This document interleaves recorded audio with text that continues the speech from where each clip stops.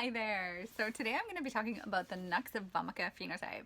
And last week I spoke about the arsenicum phenotype, and arsenicum and Nux are very similar. So it's nice to do those two together because they have a lot of similarities, but there are slight differences, which I'm going to tell you about. But first, my name is Stacey and I'm a Heilkunst practitioner and creator of the Express Your Truth 8-Step Emotional Empowerment Program.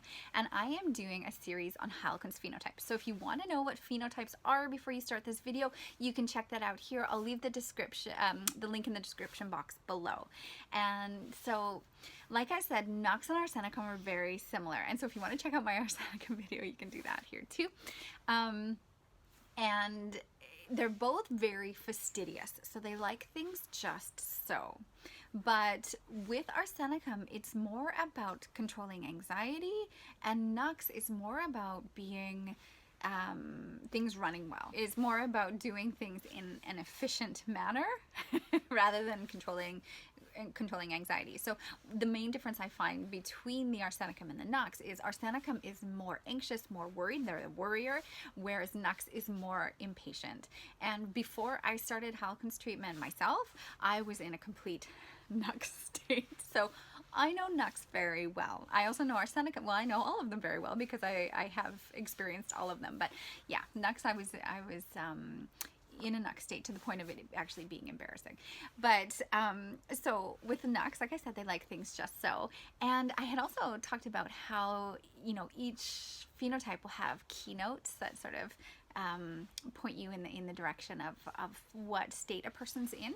And so I had mentioned last week about arsenicum, you know, they don't like crooked pictures. Well, Nux doesn't like open closet doors or if drawers are a little bit open, they don't like that. They're also, like I said, they're very impatient. So Nux will be the people that you see in the rear view mirror if you're going under the speed limit and they're right on your butt and they're getting, you can see they're getting visibly angry and maybe even yelling. You know that person needs some Nux vomica. So they're very impatient. So impatience is the keynote. Like I said last week, arsenicum can be afraid of poverty. Same thing with Nux. They can fear poverty and they can also fear accidents happening. They can have that fear of accidents happening to themselves as well. They don't worry about their family quite as much as an arsenicum would, but arsenicum is very, so arsenicum is has the high expectations. So does Nux. They put high expectations on themselves and others. They expect them to perform. So if you had a Nux boss, he would probably place high expectations on you. And Nux can be very prickly. So I find people shift into a Nux often when they're a sensitive constitution. And so the Nux, it's like that prickly exterior will kind of protect them from, protect that soft, sensitive core.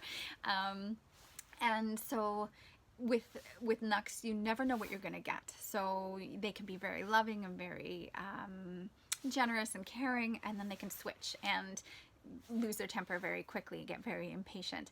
And so you kind of, if you have someone in your life that you have to walk on eggshells with, more than likely they need some Nux, because that's what Nux is like. And so it can be really tough to live with someone who's in a complete Nux state.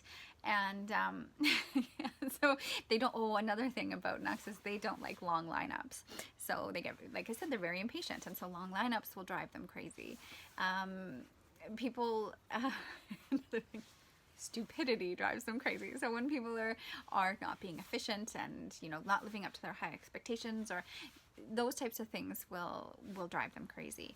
And Nux can also have trouble sleeping, like arsenicum, because of thoughts, so that with a busy mind. But they're not going to be worrying so much the way an arsenicum would. And Nux is a big digestive remedy for us as well. So it's a remedy that we would use for overindulgence, like hangovers, or if you overeat, things like that. That's a great one to have on hand. But yeah, I mean, there's a bigger picture to that. There's the phenotype that so many people shift into.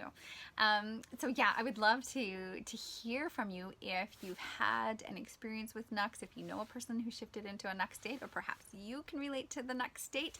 And next week I'm going to be starting a series on the chronic miasms. So the chronic miasms are chronic inherited diseases that get passed down, and they all have a unique state of mind or a unique sort of personality with them. So I'm going to get into those next week, and that is really, really interesting. So if you haven't done so already, subscribe to my channel and ring the little bell, and you'll get a notification when I put out the new videos. And if you like this video, please give me a like, because it helps me to get my message out there.